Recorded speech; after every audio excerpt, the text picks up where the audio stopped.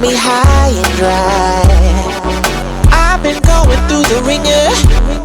I need you in my life.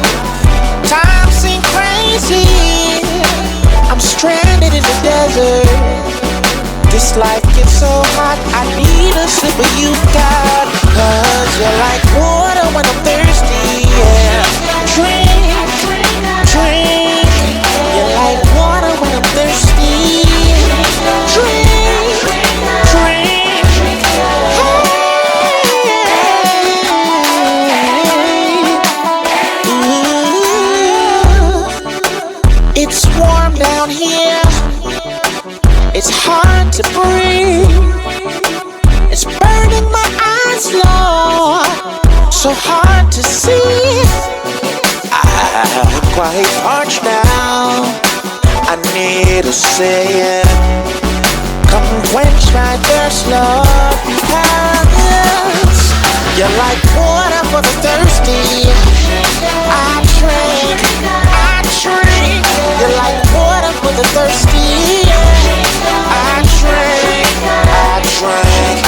You're like water for the thirsty. I drink, I drink. Water for the thirsty, yeah. I drink, it's like water for the thirsty. Truthfully, our souls parched. You will find them when you seek them with your whole heart. It's so hard to stay consistent through the word I'm reading. Cause the time is coming soon when every eye gon' see him in the clouds above. This is about a love that quenches the thirst. What the world offers is not enough. Taste and see from this fountain spring, you'll be lining up to get a drink. Refreshing ink flowing out of cups. This life they gotta touch to liberate them out of cuffs. The faith is undivided trust created us up out of dust. He's worthy of fresh well of living water for the thirsty. Give her honor the first thing that I'm doing when I'm waking up. It's everlasting life to all who desire to drink it up. You're like water when I'm thirsty. Drink. You're like water when I'm thirsty. Drink. Like water when I'm thirsty. Drink. You're like water when I'm thirsty. Drink.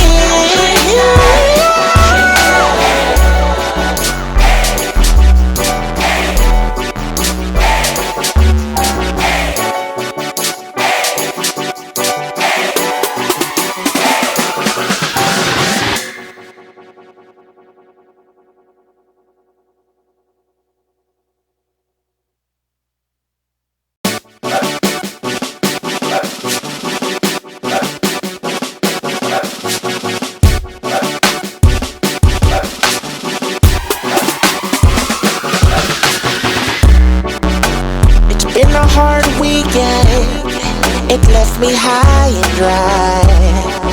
I've been going through the ringer. I need you in my life.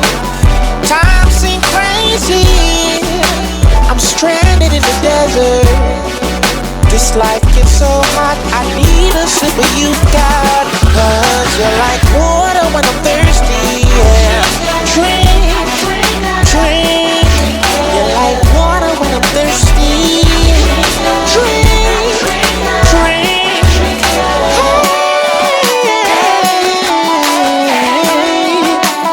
Ooh. It's warm down here. It's hard to breathe. It's burning my eyes, Lord. So hard to see.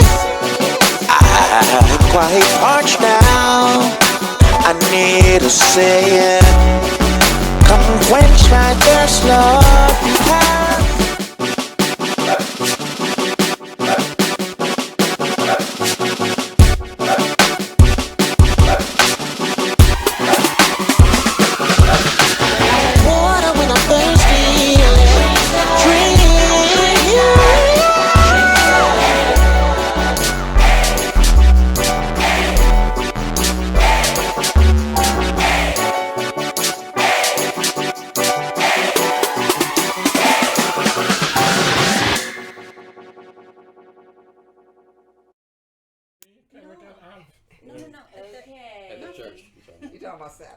We're on? Good night, everybody.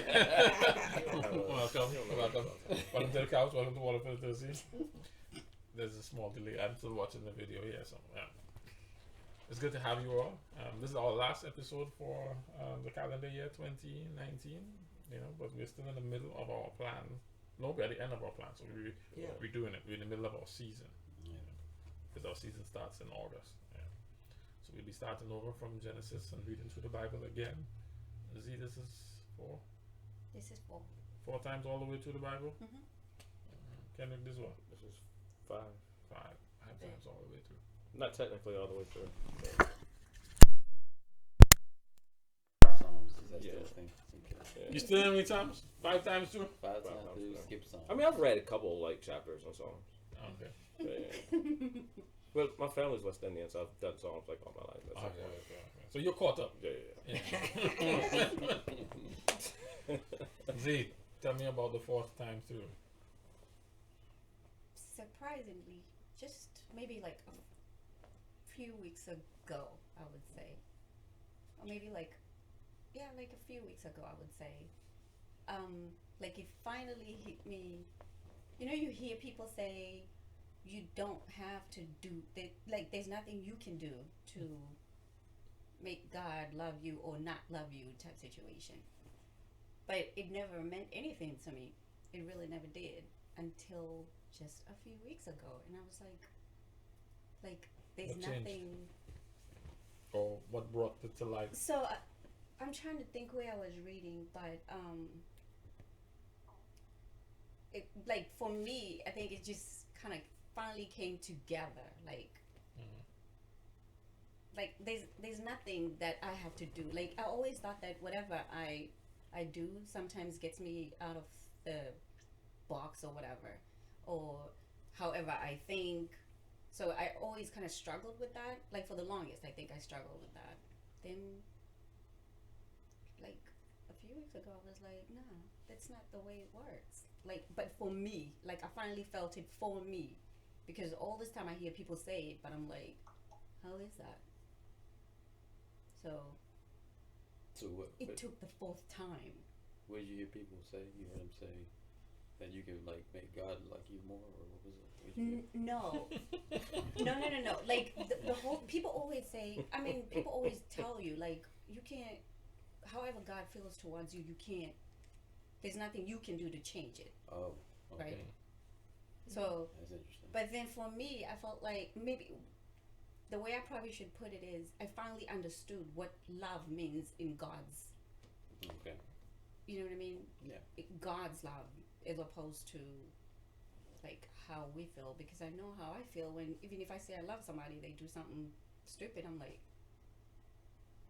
okay, but this is what you did. While God holds me accountable, I do understand that there's nothing I can do to get out of that.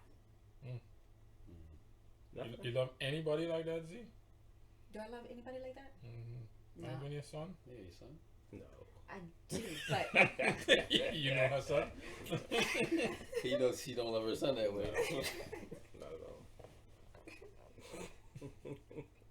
do I love my son that way? Yeah. As much as I love my son, when he makes me mad,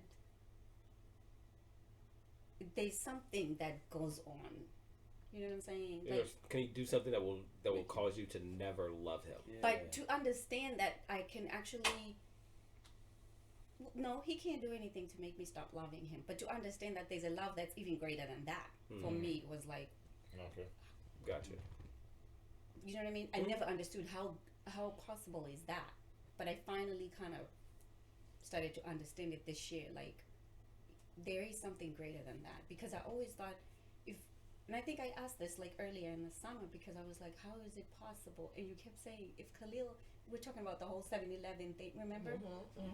But it finally dawned on me, like, okay, yeah, there is a love that's greater than that.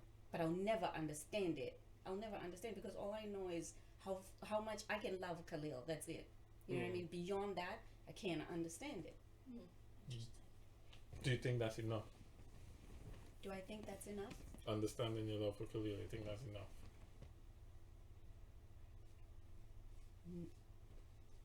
do I think understanding how much I love Khalil? Is enough. No. Is enough for what? For me to get it? Mm-hmm. Oh, right, okay. It's not because It's, yeah. It's not. You on the couch? You got a spot right there. You're About to right. get in trouble. it's beyond that. So no, it's not enough. Or is not understanding enough. Not understanding how much God loves us. I want to add something. Romans chapter 1, verses 18 to 20. Now, I want you to read it through the lens of this conversation. From Romans what? Romans chapter 1. Um, Now let's go 19 and 20. Just 19. 18, 19, and 20? Just 19 and Alright, 20? go 18, 19, and 20. Go 18, 19, and 20. 18 might. Okay, Yeah. I got you. I see why. I'm going to start at 19. Okay. Since what may be known about God is plain to them, because God has made it plain to them. I guess I started at mid-sentence. Yeah, where you started? Go from 18. Go from Okay. 18. Okay. The wrath of God is being revealed from heaven against all the godlessness and wickedness of people who suppress the truth by their wickedness. Since what may be known about God is plain to them, because God has made it plain to them. For since the creation of the world, God's invisible qualities, his eternal power and divine nature, have been clearly seen, being understood from what has been made, so that people are without excuse. I remember this verse. Does it ring different in light of what we were just talking about?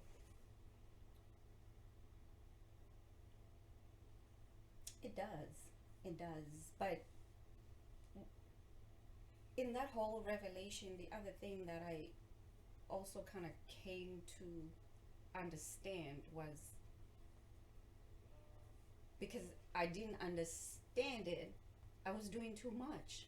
Like, I felt like I was doing too much. And I was like, it's supposed to be simple. To me, it's supposed to be very simple. I think we just complicate it for ourselves. And I'm like, this is so simple. This is so simple. Like, I feel like it's simpler than how we make it. I would agree with you, which is why I asked, is Khalil enough? And I asked that because, Genesis 1 suggests that we were made in the image of God. The image is the image of anything is a representation of something that highlights the characteristics that the creator of the image wants you to understand about the thing. So Kenrick is making an image of the development he's going to put down. When he creates the image, or has his designers or whoever creating this image for them to study, they may have every single detail, but they may have more of the things that they need to present that this thing represents. Right?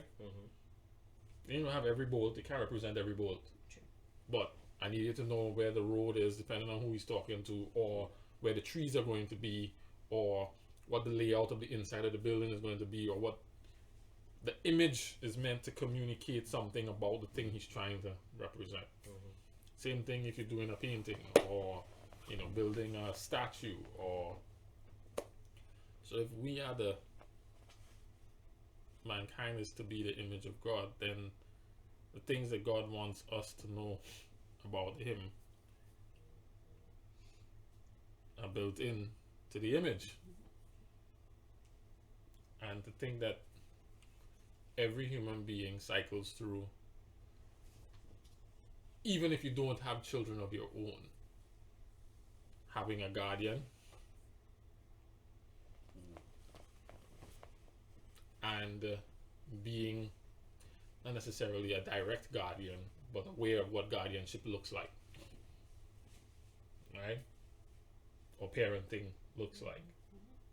Even if you're not a parent, your cousin is a parent, your sister is a parent, your best friend is a parent, you get to see from the other side. So we get to see how God feels about us and understand the relationship from both sides. So I would argue that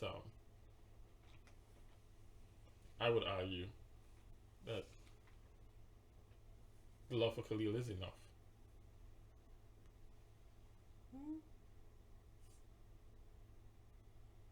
So we can say could it be enough until it's not enough?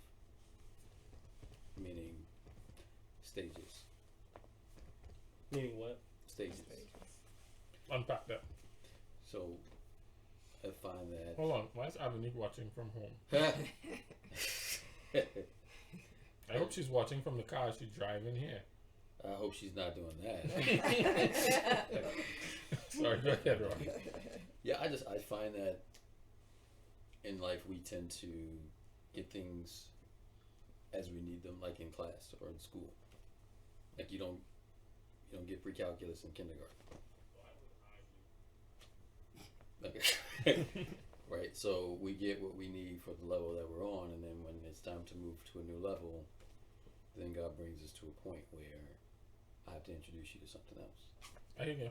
I can rock with that. So we just have to be content with the level that we're on, but not to feel like, well, this is everything. Yeah. Because once we do that, then it's a shock when we're forced to be in a different place. Agreed. It challenges you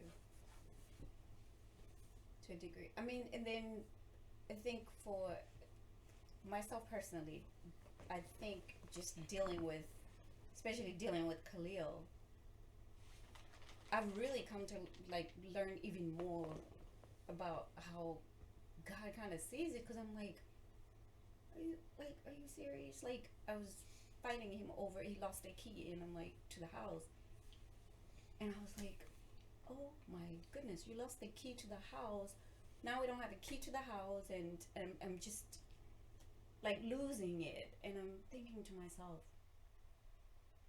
like, I could just strangle you, little boy.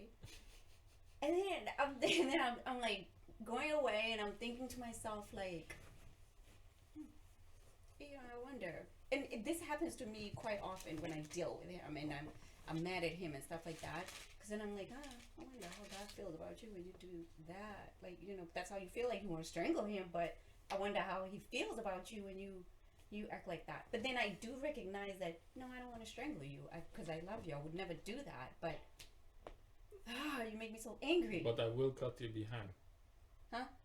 But yeah, of course I will. I mean, but it's like, and I'm thinking to myself, man, how then does the way God sees it, you know what I'm saying? But it also makes me, even relationship-wise with other people, it makes me look at it differently. Like I was telling you earlier, just dealing with my boss, I'm like, lady, I want to say some stuff to you. I promise you I do, and I have some things that I could say to you, but I have to kind of check myself a few times, you know what I mean? And it makes you feel like a punk sometimes, like I always say, but, I get it. I feel like I get it.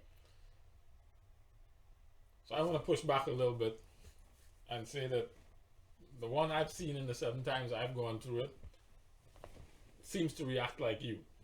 Because as you were talking, I immediately went to Genesis chapter 6, where God says, I'm sorry I made these people. Yeah. And I'm going to turn on the pipe and drown them. Sorry, they're behind. Yeah.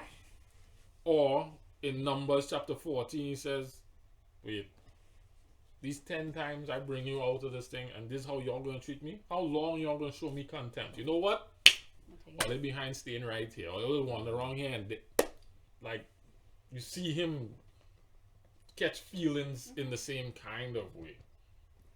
But then you see him in Isaiah and Jeremiah go, I punish you all, but I'm going to restore you and bring you back and put you back. And so you see him the same way walk through this range of emotions that aren't very different from the emotions we feel. Right. Now, the way he handles his thing is not necessarily the way we do, and sometimes we go well beyond what he would have done or he would suggest that we do. Or not far enough. Right. Oh. He said strangled. You said strangled. Like he drowned. I mean, Really? I'm just saying. Like, go ahead. But you get my point, though. You get my point. You see him processing the emotions, and so I don't know that it's always fair to see him in the emotionless, I don't get upset type thing, because you clearly see him get angry and frustrated and respond angrily. Right. Yes, you So- clearly see that. So it's not that I don't see him getting angry, but I see him, I imagine that when I'm doing all this stuff, I'm pretty sure he's feeling the same way. So I'm seeing the same thing that I would imagine he feels towards me, because in some cases, like when I look back, I'm like, okay, I really should have been taken out, like right there. I wasn't. So I imagine he's like, what are you doing? You believe then- that kind of stuff? What? You believe you should be taken out? That I could have been taken out. Like, you know what I'm saying? Like certain things that yeah, man. Like there were some risky behaviors that I really, like, if I was a parent, if I was God and I was looking, I was like, what are you doing? Like, I would have taken you out. Like, seriously, I would have taken me out. I would have been like, Good thing you're not God. good thing I'm not God, you know. So then, to me, that's where the difference then comes in. That's when I start to see the difference. I'm like, all right, while I would have reacted probably that way, at least that's what I think, I would have reacted that way. You know what I mean? He didn't, you know. Or sometimes I'll spank Khalil, and then like I'll spank him, and then he's like, you know, I didn't even do that, right? Like he'll talk about it like months later. He's like, I didn't even do that. Did you know that? Like, you know what I'm saying? Because I don't know everything. And sure enough, find out, oh, he really didn't do it. Like, you know what I'm saying? Poor Khalil. Wow.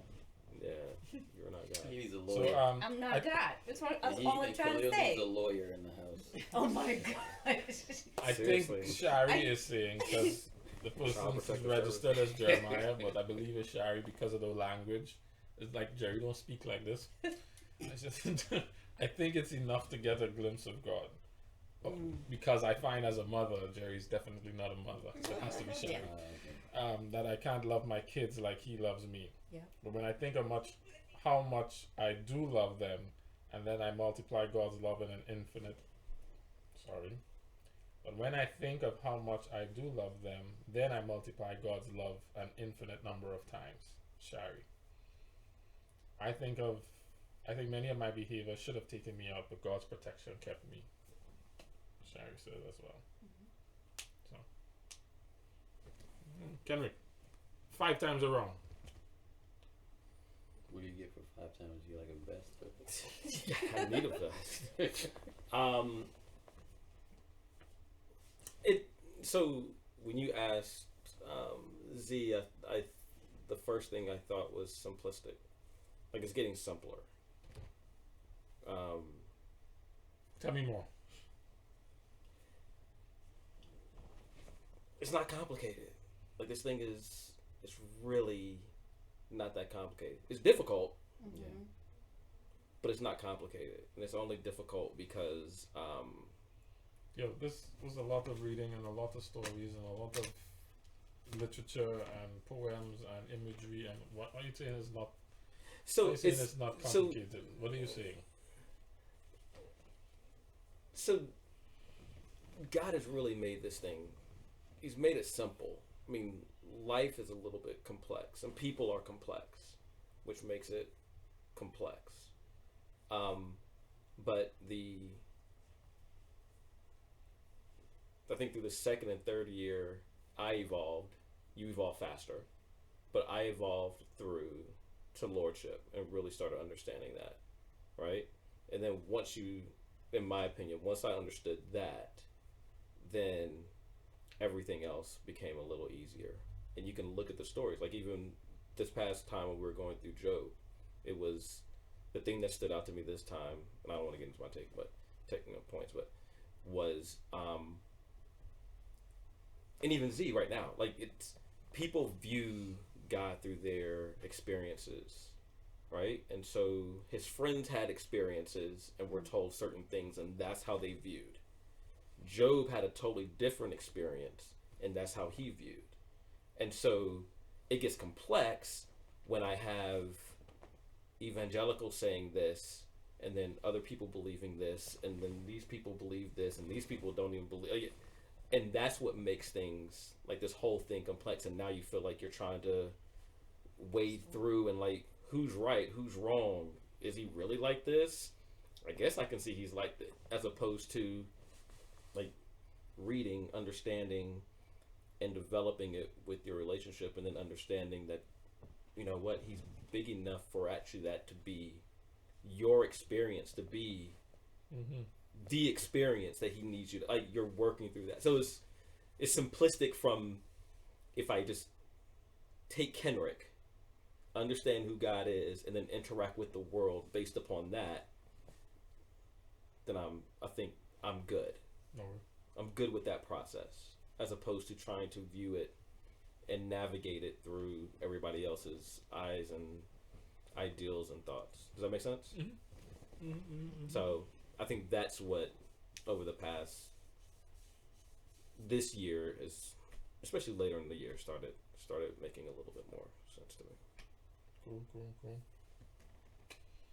Marcelo, when did you come in? It's 2 years. 2 years for us. Wow. Well, 2 years for you.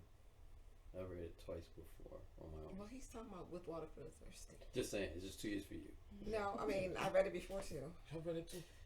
Now, You've been with us for 2 Clearly years? competition. Man.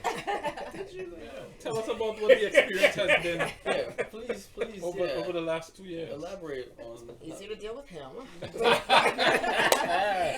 It's not complicated. Good. It's not. It's yeah. It's simple. Like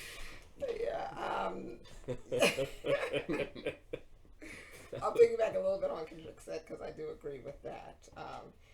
It's like, I started saying, it's kind of like The Matrix, you know, if you've seen The Matrix. And they said that when you start looking at the screen, you start seeing the patterns.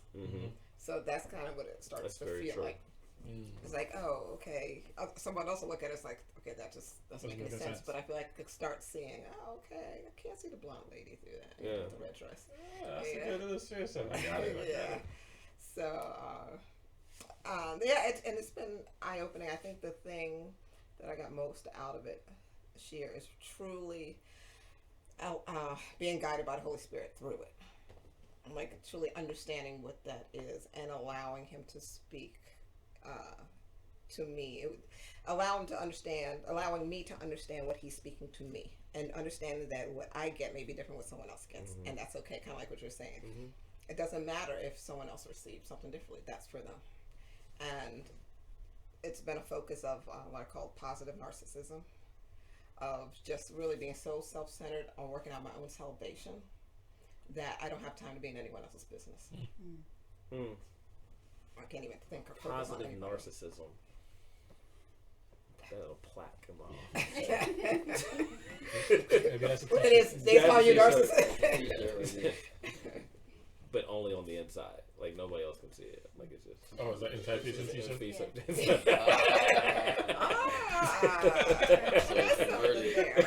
What did your shirt say? Don't worry about You're it. wearing that Yeah, t-shirt on the wrong it's side. only for me. If I can look at you, can see it, it's on the wrong side. I wear this shirt for you. I was only wearing shirt for me. Arlene responded to you, Kevin, saying, I think it's complex because of our selfishness. We're inclined to our wants, passions, pleasures of this world, which are far from what God designs. With 3 R's, she said far. But in and of itself, like that's even simple. Like it's not like it's. So yes, we are complex beings, but because we're hypocritical even in our actions and our talk and all that. But even that, we're hypocritical because we're selfish. Like it's very that simple. simple. It's that simple. So, agreed. What's the experience been like for you? So, the first 2 times I read the Bible, I read from Genesis to Revelation. The first time I read it was to get a girl. In order. Did you get So the girl? Genesis through to Revelation, book by book by book. Okay. Did you get the girl? Okay, Did I get clearly. Yeah. All right. Yeah. Nice. The next time I read it, Hold on, time out. So she wanted you to read it. no, So how did you? she how were you barely able to knew get me. So in college, she was around quoting scriptures to people, but not like saying the Bible says. She would just say things, and I recognized that from like some sermons or things. I'm like, wait a minute, that sounds like something I've heard before. So just in her conversation with Just in her people. Playing conversation, spades, you know. like playing spades, and then just like hit them with some Time out. scripture. Yeah, man. Okay, well, that's a follow up later. Yeah, 9 o'clock. After 9 club. o'clock. Yeah. that's the after drink. Set book? Like, I don't know, like, then you quoted scripture? Like, It's a good story. I tell I'm you. about to run to Boston and that's what scripture? Like, all right. Oh. Yeah, I got it. Oh yeah, that was the Boston was a part of the story. So when I saw her, and I was scouting her, and I saw that she could do that, and I'm like, well, I can't do that. So I need to like read the whole Bible. Oh, okay. And so then I read the whole Bible. The next time I read it, because I was sorry that I read the whole Bible just for a person not to read it. So I was like, let me read this for real.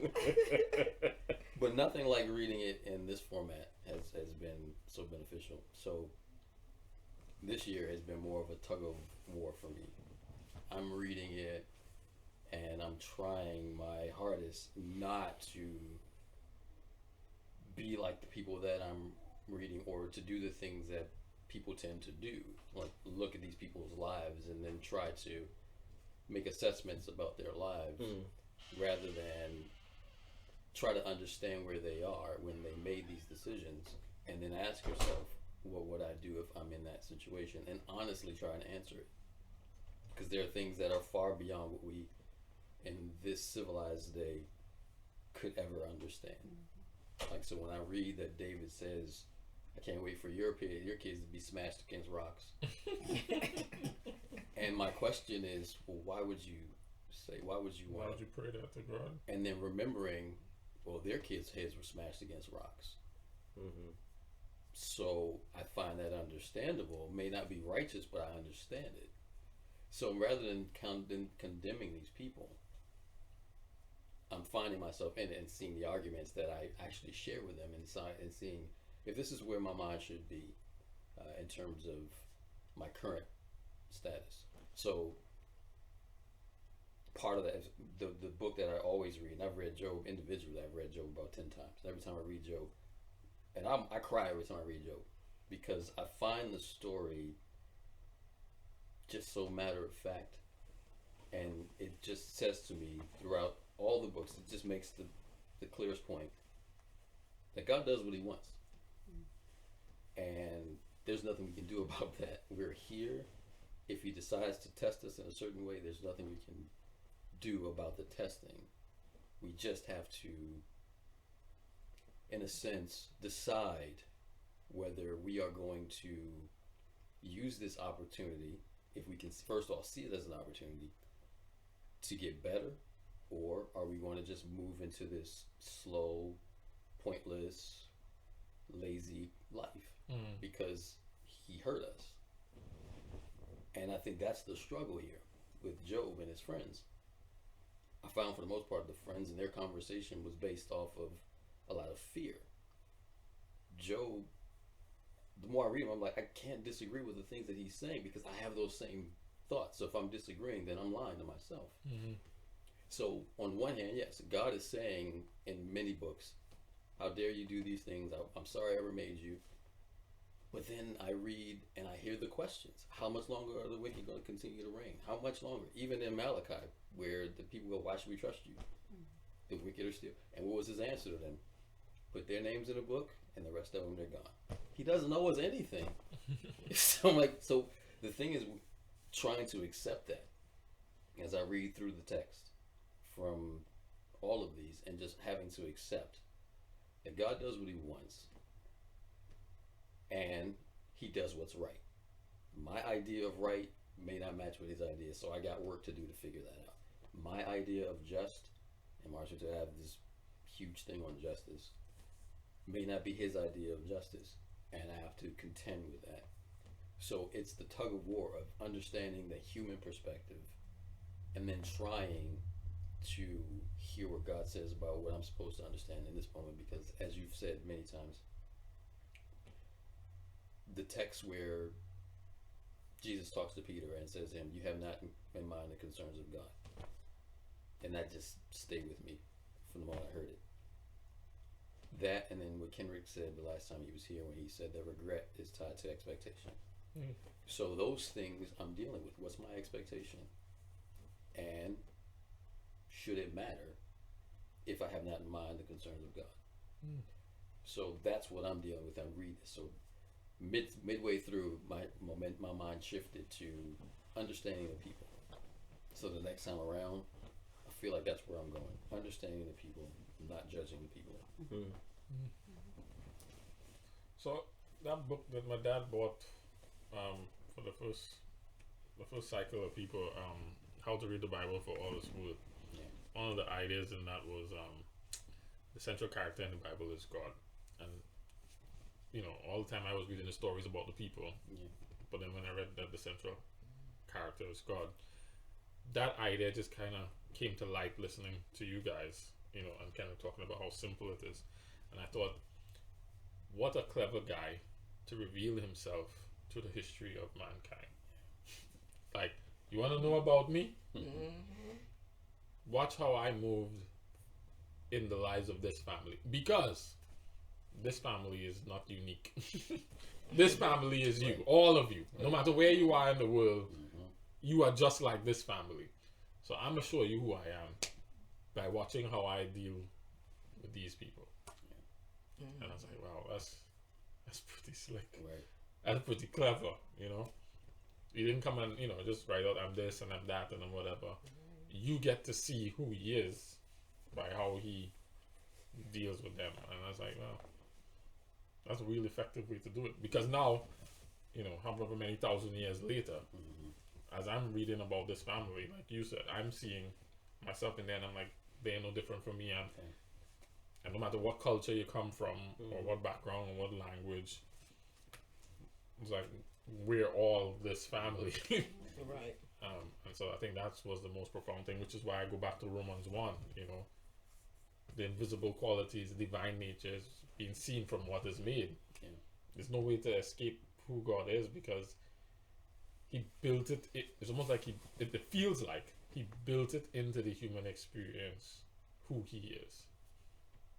Just the things we have to encounter in life help us to understand who he is. Yeah. Because they didn't know that they were, going to be archived in a book Right. for us to learn about God. They were just carrying out their lives with this entity, Right. in relationship with this entity. And I think the same can now be said for us, even if, because a lot of them didn't believe that they had a religion, they weren't necessarily trying to be faithful to a creed, Right. Particularly the way you read Abraham. He wasn't being faithful to Correct. a creed. He left his father's religion to follow some strange God that he didn't know, and then just orchestrated his life around this relationship with this dude. And God just kind of came in and said, I needed to do this, but the rest you feel free to, as your judgment. There's no liturgy for Abraham. There's no church that he attends. Boy, was he fortunate. Right. His community was the people in his household and his neighbors. He wasn't trying to do outreach and win people. Man. He's just He was living. doing life Yeah. in relationship with God and allowing that to guide his actions, and God becomes revealed to us in that. And I was like, that's so simple It's simple. and profound in its simplicity. Absolutely. Because so what you were asking, is it enough to understand that love for a child? Like, my thing is, am I really supposed to figure it all out in the first place? Because I feel like I don't think I'm supposed to figure it all out. You know what I mean? Because here Abraham was moving around, but he really didn't know the whole story behind everything. So I feel like it's enough, like Ron said. Maybe it or Shari said, like, no, was it you that said maybe it is enough until it's not enough? Because it's like, I'm not supposed to figure. I don't think I'm supposed to figure it all. I'm supposed to have it all figured out, because then if I have it all figured out, what do I need God for? Well, I think that's the thing. Like, there's like this. It's the expectation. And we see it in like every aspect of life, especially these days. Like it's, or maybe not so much these days. A little different now, but when I was younger, growing up, like there was like this expectation of excellence, right? Yeah. And the excellence did not include failures or whatnot. And there was an expectation that you were just, you were supposed to know. And we do that in marriages, we do that in our religions, like all that kind of stuff. So it's like, once you get here, you should know, as opposed to understanding, like, if I'm on the earth for 95, 100 years, like that last day of that 95th year, there was something I learned that day, right? And so just like this idea that you never get there. It's impossible to. And so approaching life and even each other with that mindset and understanding that concept, and that's what Abraham did. Like it was, and Jared said it perfectly. It was living with God through this process, and so the next day was going to be a different day. Could be another, I need you to go here and do this, or you're dealing with another issue or whatnot, and this is constant growth, and we don't operate and interact with each other with that mentality, which makes it difficult. Yeah, that was good. She came with a notebook, so I'm gonna go with her. With a lot of notes. All right, so I said if you picked on me, I would go to Philippians 18. Philippians Actually, what? 15 through 18. 1. Yeah, 15 Philippians through 18. 1. Mm-hmm.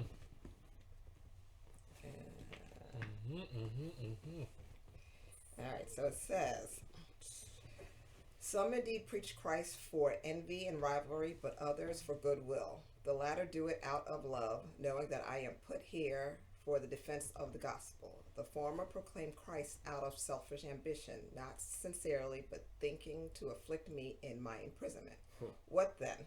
Only that in every way, whether pretense or in truth, Christ is proclaimed, and in that I rejoice. So it was really 18 that stuck out to me there with that. In that I rejoice. Is So that really true? See, what does yours say? But what does it? It's just 18. 18. But what does we it had great matter? debate on this one. The important thing is that in every way, whether from false motives or true, Christ is preached, and because of this I rejoice. Yeah, so I have problems with that.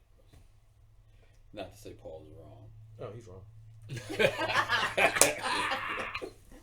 I'll tell you, we have different But I will views. let her go ahead on. Well, because Before this is that. good, but I'll say, I call this the Joel Osteen scripture. Now. Oh, the motivational speaker. Right, Yeah. because just about every denomination has a problem with this man. And at first, I thought it was funny. And then I'm annoyed because I'm like, okay, yeah, he's a motivational speaker, but just let him be, let him do the thing, yeah, right? yeah, You know, it's absolutely. just like, okay. I mean, I kind of evolved my feelings towards him. So, but that's the first person I thought of when I read this. Interesting. You know, and it's just like, okay, so we're preaching. Hey, at least he's proclaiming Christ in it. You know, that's what I thought of. And then I thought of, how we're so quick to jump and criticize ministers and any Christian who just doesn't seem to be doing it the way we want it done. Or it's not in our denomination, so they must be doing it wrong. So that's just my take. Now, Ron had a different take. I was like, okay, I can see your point of view as well. It's two different versions, and I get it. I don't think that scripture aged well. What do you mean by that? I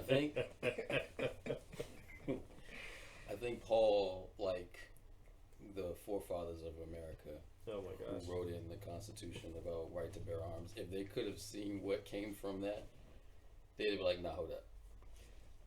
saying with him, I think if he could have seen the way that Christ has been used throughout generations since this text was written,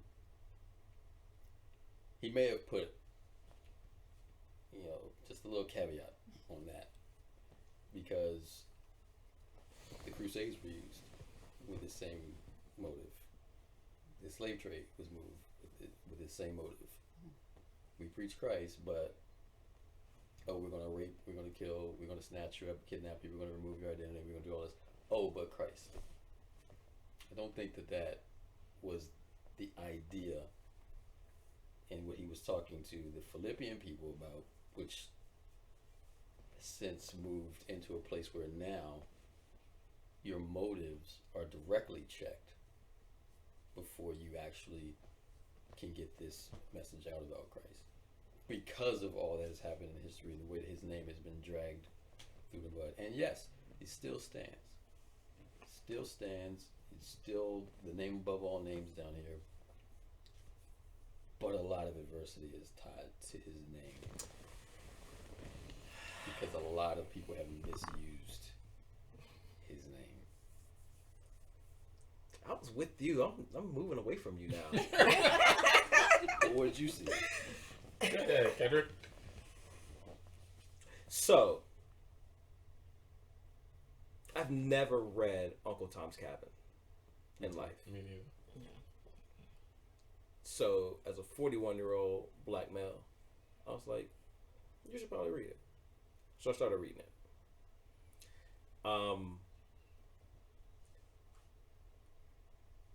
And it just goes through, and you can see like how Christianity was used, as you're saying, right? So I was with you, but then you see the way Tom interacts, the way he thinks in the book, and although he's seen this ugly part of how people have used Christianity, there's a part of him that actually, when I'm reading the book, I see how he actually genuinely uses Christianity and this relationship that he's developed because of this, that is actually pure. So thus far in the book. And so, which goes back to say, it substantiates what Paul's saying. To a certain extent. I do pull back a little bit to you because I look at televangelists and what they're offering. Not all, but some. Many. A lot. Most of a lot. What they're offering is not really what God intended. So I'm becoming aware of who God is. So they're not really preaching Christ. But they're not preaching Christ. They're preaching whatever it is their agenda is. Most likely money, popularity, whatever it is. And so I do, and from that perspective, that was the original perspective I had. And it does, I like push back on Paul. But I do see both ways. The key, Christ is proclaimed, or I guess I need to look at different versions. What is for him, the more important thing is that whether, in every way, whether from false motives or true, Christ is preached, and because of this, I rejoice. Yeah, that's what. So that's Christ what is my preached is the key. False motives. Yeah, he's not saying a false gospel because he gets on the Galatians real hard for not preaching the true gospel. Right. Here he's saying these people have bad motives for doing this thing, but they're still preaching Christ, and whether they have bad motives. So then there's or a not. caveat to what I'm saying regarding the televangelist thing, because that's not what he's saying here. No. Yeah. And yes. then So he's saying he's preaching truth. I'm Yeah. assuming Yeah. with the understanding that he's preaching Christ. He's preaching what Paul believes is Christ, but not for the right reasons. correct. Because he says in verse 15, it is true that some preach Christ out of envy and rivalry, but others out of goodwill. The latter do so out of love, knowing that I am put here for the defense of the gospel. The former preach Christ out of selfish ambition, not sincerely, supposing they can stir up trouble for me while I'm in chains. So he's suffering directly as the result of what it is they're doing. Yeah. You know, they talking like they about Christ, but they ain't really about that life. They're really here. They're using that to achieve a whole other purpose. But that in and of itself is a problem. Which to me is more along the lines of what he was Correct. talking about, like with the Crusades, which is interesting because God, in His wisdom, decides to allow Jesus to come in the time of the Romans, who were the road builders. So He uses the vehicle of Roman oppression to propagate this news to the whole world. And here's the other interesting point that the book of Acts shows. These guys were trying to stay in Jerusalem. Yeah. And he was like, Nope. No, you gotta go. y'all need to spread out. So he doesn't send So them he out should- happily. He needs a vehicle to get him out. So We're Yeah. back to Genesis. He comes Go out. and, you know, Yeah. persecutes them and forces them out of the city. And so you can almost say that God works even in our frailty to deliver His message. And I think that's what Paul is seeing. Yeah. You know, yes, we could look at the fact that the Crusades caused abuses, but we could also look at the fact that the Crusades introduced Christ to all kind of parts of the world, where today they are growing and advancing in faith more than the people who took the message over there, right? The other parts of the world are experiencing this surge where, you know, Western society is declining. Yeah. And so it all depends on which side of the lens you're looking from and how you're doing your measurement. I would suspect, based on where the Paul is seeing it. He's like, but what does it matter? Yeah. Whether for false motives or true, this is the net result. It's Yeah. almost like Solomon, you know, whether you're wise or you're foolish, you're going to die. So like, But it's only true in form. sorry, but not in Shari was practice, asking so. what's the text? Philippians 1, Do 15 through 15 15 through 18. Yeah. Philippians 1, 15 through 18. Sorry, Shari. Go ahead. It's only true in form. In practice, it's a little different because you have people that are actually viewing and not only looking at what you're doing or listening what you're doing, they're also looking at you, and that's a thing where my disconnect is. It makes it very difficult. So you can say something to me all day long, but if I see you living something different than what you're saying and your motives are in direct competition to what you're saying, then that changes the entire view of what it is you're saying and who I'm. Yes, but does it change necessarily the net effect? It could. Absolutely. Depends on your measuring stick. He's not saying people are necessarily being converted, you know. He's saying they're getting to hear about Jesus. And this is one of the things I saw about Jesus and His command to His disciples that's different from our approach. Our approach is about converting people. Yes. Their approach is about just making sure people were aware. Yes. But I'm not. But I guess my thing is. But So what's I'm the just saying, what's the value? What's the value of making someone aware of something under, like, what's potentially a false premise? Like you're they don't necessarily know that it's false. Was that again? The people are. If they're looking, if you're saying something, if you're telling me something, and I'm like, oh, and I see you doing something that directly contradicts what you're saying, what's the value of what you're saying to me? And I guess that's my thing. Not for conversion or whatever. I'm just Let's do the it this value of way. what it is. Winter is coming. Alright? And Kenrick is outside in shorts telling me about, you know, you should probably get some boots, you know, because winter is coming. Right? Mm-hmm. I could be a fool and say, well, if Kenrick wearing shorts, Right. then then I ain't gonna bother to pour on boots. But how much of a fool are you? Like, you're looking at it. But that's the I mean, that's But what I'm saying, the truth is, winter is coming, and I was told by a guy in short pants that winter was coming. Right. So whether he is actually preparing for winter or not is irrelevant. The point is, when winter comes, is on me, because he did say winter was coming. that's that garbage. That's not. So I get it. Because the message, the good news is the good news of the kingdom. The king is coming. The king is coming back to take up his thing. So you want to be with him when he comes. Otherwise, he gonna wipe everybody out. I mean, that's the news.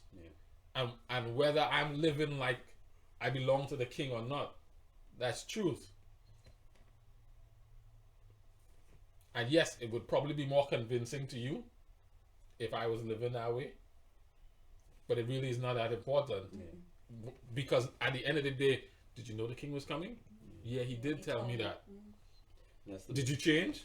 No, because he was wearing shorts. What's that got to do with that's, anything? that's the mistake we make. Yeah. I find many.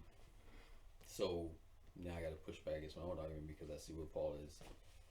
I mean, it just didn't have to be so messy, but I get what he's saying, right? Because the idea. Shari is, said she's good with easy now.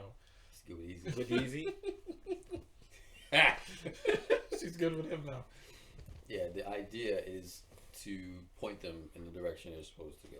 And if man falls, you're supposed to know that. No man is perfect. Oh no! So it doesn't take the responsibility off of us from living our best for him, but it also is not an excuse to say, well, Z didn't. living like Z was a sinner, but she was proclaiming you, so I just did what she did. I just- We're responsible. So for I ourselves. completely understand that school of thought. I get it. But that's that I garbage. get it, but that's that I just can't, like. Your Now kids you're are at the going. place to Your accept kids, it. right? Yes, exactly. Okay. Exactly. Like, do as I say and not as I do doesn't work. It doesn't work. It, Some kids. Didn't Huh? Jesus say that? Some Jesus told he told But people it's to no do what the excuse either. Pharisees say, but don't do what they did. Yeah, you Do- did say that. but he also showed my thing is like, but he showed the way you're supposed to do. Correct. Yes. So he didn't operate under do as I say. So there are two things, Kenrick, and that's probably where there's a divide. There's the proclamation of the gospel, and then the discipling of the believers. Yeah. In the proclamation of the gospel, it really doesn't matter. You make it. You're made aware of the news. In the discipling of the believer, oh yes, it does matter. So I'm not saying you're wrong. I just call BS. Because if that's what it is, But if you, here's what Dividing it out like that. if that's what it is, then because I guess my thing is, from my perspective, especially in a world like we live, there are all these calls, right? There's all this shouting. So is it on me to then go to and check out all of these things? You're shouting this, because it's not just a preacher shouting and preaching this proclamation. I got everybody preaching something, right? And so based upon that idea, right? Because I don't know what's right and what's wrong so I have to listen to all of this. And so the idea here is saying, yeah, you had 400 things and you picked 399 and you hadn't gotten to this one yet, but you heard it. Sorry, bruh. Like, that's just a hard way to go. I get what you're saying, but here's the.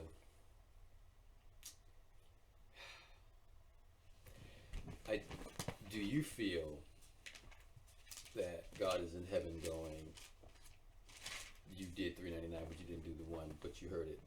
No, which is why I push back, which is why I'm saying I'm pushing back on this. I'm pushing back on the idea that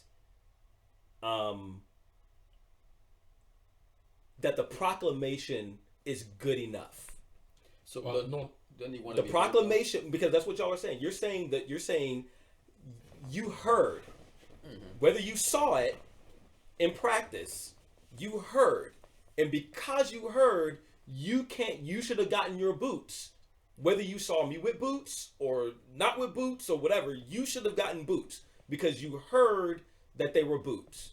Okay, But so my thing is, I'm let's go hearing to- let's go I'm to seeing Matthew people 10. over here. What's Let's that? go to Matthew 10.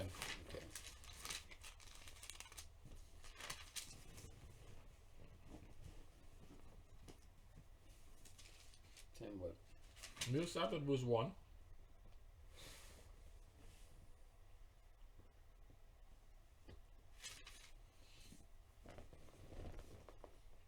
Can we go ahead and read? You read the whole chapter. 'Cause- What? Yeah, you gotta read the whole chapter. You gotta read the whole chapter. This joint doesn't even end. There's 42 verses. 42 verses. There's got to be cliff notes. All right, go up to on this one. 25. Go up to 25. That's still. Go to 25. Just get easy to read version. I think Can I it'll get sound some long. water? My mouth's gonna be dry. Jesus called his 12 disciples together and gave them authority to cast out evil spirits and to heal every kind of disease and illness. Here are the name of the 12 disciples. Do I have to read that? First Simon, also called Peter. Then Andrew, Peter's brother. James, son of Zebedee. John, James's brother. Philip. So you understand, like, when I'm reading All right, through the this stuff, condensed version is I in don't- Mark. Let's go to I Mark. don't even read this part. Like, I've never read these 2 verses. I'm not Is reading that the Mark? names. No, we're good. Jesus sent out the 12 disciples with these instructions. Yeah, Don't Mark- go Mark to the says it way Gentiles shorter. or the Samaritans, but only to the people of Israel, God's lost sheep. Go and announce to them that the kingdom of heaven is near. Heal the sick, raise the dead, cure those with leprosy, and cast out demons. Give as freely as you have received. Don't take any money in your money belts, no gold, silver, or even copper coins. Don't carry a traveler's bag with a change of clothes and sandals, or even a walking stick. Don't hesitate to accept hospitality, because those who work deserve to be fed. Whenever you enter a city or a village, search for a worthy person and stay in his home until you leave. When you enter the home, give it your blessing. If it turns out to be a worthy home, let your blessing stand. If it is not, take back the blessing. If any household or town refuses to welcome you or listen to your message, shake its dust from your feet as you leave. I tell you the truth, the wicked cities of Sodom and Gomorrah will be better off than such a town on the judgment day. Look, I am sending you out as sheep among wolves, so be as shrewd as snakes and harmless as doves. But beware, for you will be handed over to the courts and will be flogged with whips in the synagogues. You will stand trial before governors and kings because you are my followers. But this will be your opportunity to tell the rulers and the other believers about me. When you are arrested, don't worry about how to respond or what to say. God will give you the right words at the right time. For it is not you who will be speaking, it will be the Spirit of your Father speaking through you. A brother will betray his brother to death. A father will betray his own son, and children will rebel against their parents and cause them to be killed. And all nations will hate you because you are my followers. But everyone who endures to the end will be saved. When you are persecuted in one town, flee to the next. I tell you the truth, the Son of Man will return before you have reached all the towns of Israel. Students are not greater than their teacher, and slaves are not greater than their master. Students are to be like their teacher, and slaves are to be like their master. And since I, the master of the household, have been called the prince of demons, the members of my household will be called by even worse names. Skip to 40. 40. Mm-hmm. Anyone who receives you receives me. And anyone who receives me receives the Father who sent me. If you receive a prophet as one who speaks for God, you will be given the same reward as a prophet. And if you receive righteous people because of their righteousness, you will be given a reward like theirs. And if you give even a cup of cold water to one of the least of my followers, you will surely be rewarded. What did you hear Jesus telling them to do? Well, a lot of things. Okay. Um, But if you had he to, gave them tasks, what you're supposed to do when you go out. Mhm. But I also, so he gave them tasks, right? He also gave them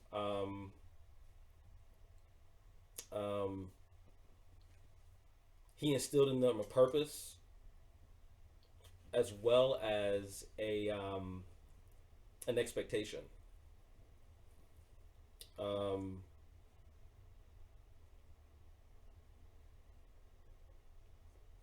Both on how they may be received and what to do if they're received a certain way, if they're received another way, what to do in that particular case, and then he gave context as to what that all looks like. That's what I saw. But all of that included, based upon our original conversation, like when I read, it was early, don't carry a traveler's bag with a change of clothes and sandals or even a walking stick. Don't hesitate to help, accept hospitality. Don't take any money in your money bags, no gold, silver, or even copper. Like he's setting an expectation of how he wants them presented. or that's a lesson for them to depend on him. You can see all of it, right? There's all kind of God doesn't. It's not just a one-way street. Like there's multiple things when God tells us something. Like there are multiple lessons that can be learned. So yes, absolutely. Yes, but in terms of their primary task, what is that? To go, And do what? live, and preach. No. It was. When you go to someone's house, you're living in their house. Like you're Right. not preaching, but you're actually But you're living in this person's house while you're in that town, correct. right? So while you might be witnessing to that one family while you're there, this is like your hotel of sorts, Mm-hmm. and you're not moving around from house to house living with different people. While I'm in Upper Marlboro, I'm gonna stay with Kenrick, right? But why do you? But I'm in Upper Marlboro to go out in the square in the town center and talk to people there. So I'm not living with all those people, so to speak. I'm living with Kenrick. And I'm only living with Kenrick while I'm in town. Because once I finish with this town, I'm off to the next one. But I think there's a reason why he wanted you to live with. He told you to go to a house with people as Yes. opposed to going to like stay in a room in a Yes. hotel. Yes. No, And- no dispute there. But all that has to be considered. I'm just talking about the general task. All right, well, let's do it this way. I can't separate the Let's two. go back. Let's go back to 9, and go from 9:35 into 10. Go from 9. 35. Oh, you saying chapter 9? Yeah. Sorry. It's like, man, I gotta read back through. 9:35. Please only be 36 verses. It's 37. Dang it. 38. But you only reading 30. 35. Jesus traveled through all the towns and villages of that area, teaching in the synagogues and announcing the good news about the kingdom. And he healed every kind of disease and illness. When he saw the crowds, he had compassion on them because they were confused and helpless, like sheep without a shepherd. He said to his disciples, "The harvest is great, but the workers are few. So pray to the Lord who is in charge of the harvest. Ask him to send more workers into his fields." And read 10:1 now. Because it's Jesus called his 12 disciples together and gave them authority to cast out evil spirits and to heal every kind of disease and illness. Good. So what's happening is the writer of Matthew is setting up to show you what Jesus was doing, his task. The fact that he needed more help to do his task. And now he's commissioning the disciples to do the same thing that he was doing. But what you see Matthew describing Jesus' task as being was proclaiming the news. He was going town to town to say, winter is coming, winter is coming, winter is coming. While he's there, he's living there with the people. Yes, he's healing the diseases and the sicknesses, but his primary goal isn't necessarily to win the converse. Because if people respond, he addressed those who respond and set them on a path to preparing for winter. But his task was merely to proclaim. And you see him going town to town, making sure everybody was aware so people are not ignorant. Matthew chapter 24 even says, and this good news of the gospel will be preached to all the world, and then the end will come. So Matthew's understanding of it is awareness of what this thing is. And not necessarily, because Jesus is not, he's telling the disciples, if they don't listen, just dust off your feet and keep moving. You've done your task. You told them what it was. And you showed them by the by the works that you've done that you are with me. Because that's what the healing of the sickness is doing. It's showing that you're with God. So you're right. There is this element of demonstrating that take this guy seriously because he's with God. He's raising people from the dead. Like regular people can't do that. I guess that's my only thing is that it goes hand in hand. And it's not simply it can't be simply the proclamation of, because that's not what Jesus demonstrated. No, Jesus didn't demonstrate that. But what Paul is saying, yes, in his opinion, right? Yes, What Paul is saying is that he is saying that as long as people become aware, whether they did it for the right reasons or not, the people they spoke to were now aware, and that's what he's rejoicing of. Now, he's not saying that they're doing it for false motives is right. No, agreed. I'm not saying And he's not saying that's the way it should be done or that's okay. What he's saying is, if at the end of the day they had ulterior motives, but Christ became preached, hey, that's one less town I have to talk to. I just have a problem where, and this is me personally, like it just feels like I don't think God is as simple as check a box. No, and it feels like Paul is saying, at least they checked the box, like they said it. But you have to take in consideration the context in which Paul is making his statement. He's not just talking about in general. He's saying, and you have to read let's go back to the text, Philippians 1. Because the context matters to help us get the understanding of the point, and rather than just reading the statement in isolation. Philippians 1. So he starts by saying, now I want you to know, brothers and sisters, that what has happened to me has actually served to advance the gospel. So that's the context in which he's saying, the fact that I'm in chains. As a result, it has become clear to the whole palace guard and everyone else that I am in chains for Christ. And because of my chains, most of the brothers and sisters have become confident in the Lord and dare to proclaim the gospel without fear.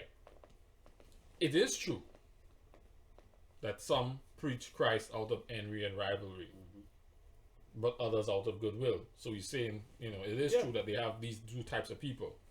The latter do so out of love, knowing that I'm put here for the defense of the gospel. So these aren't just people who just preaching anywhere. They're people who preaching in context of Paul and his situation. And then the former preach Christ out of selfish ambition, not sincerely, supposing that they can stir up trouble for me while I am in chains. So they're not just preaching, they're not just out there, with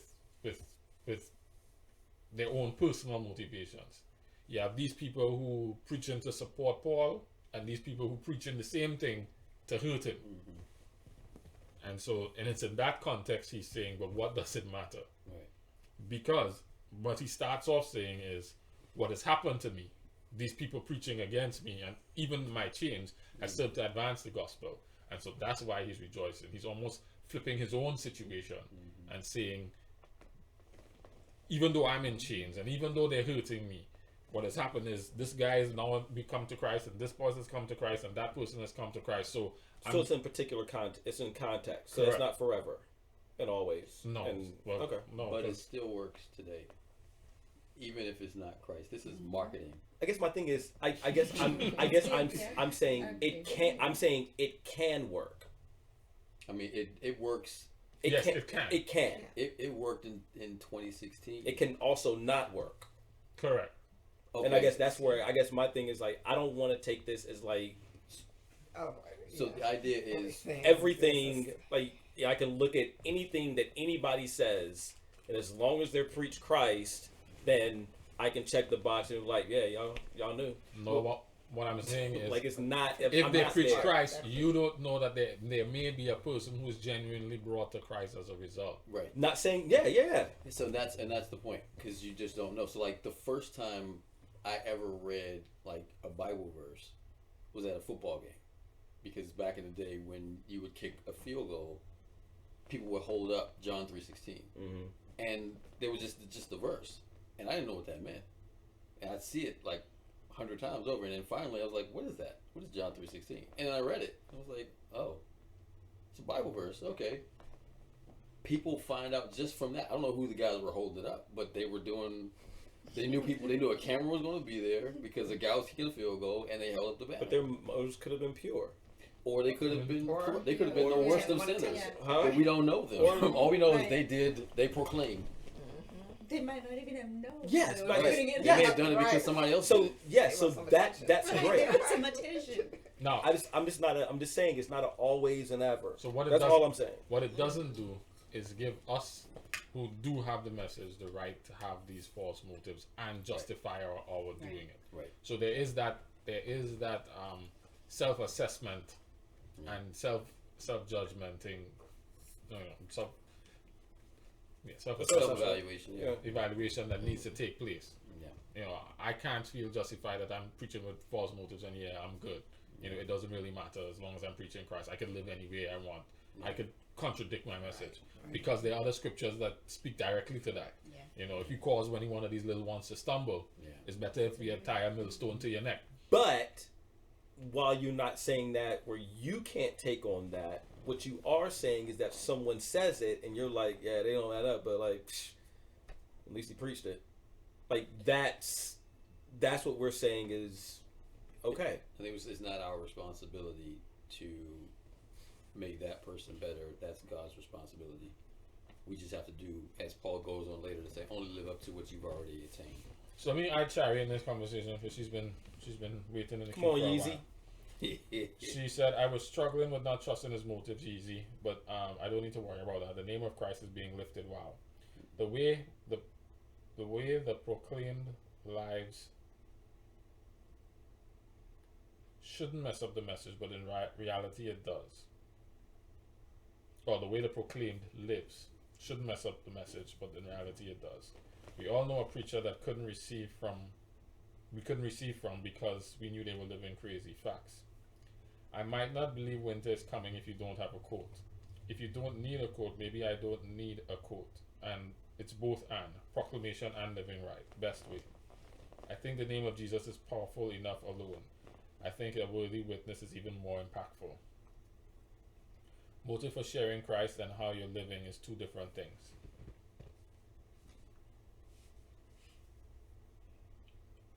Okay, those were her comments.